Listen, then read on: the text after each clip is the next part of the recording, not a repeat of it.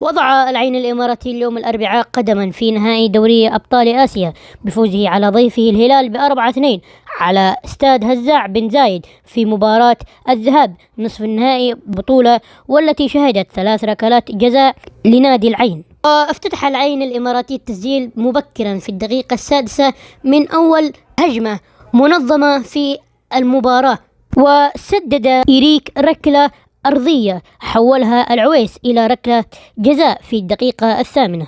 واحتسب حكم المباراة ركلة جزاء للعين في الدقيقة 23 بعد عرقلة رحيمي من العويس، ثم وحصل العويس على بطاقة صفراء وسدد رحيمي ركلة الجزاء مسجلا الهدف الثاني للعين بالدقيقة 27. ولعب علي البليهي ركلة رأسية بعد ركلة ركنية للهلال بالدقيقة 29 ولكنها مرت بجوار القائم. وفي أقرب فرصة للزعيم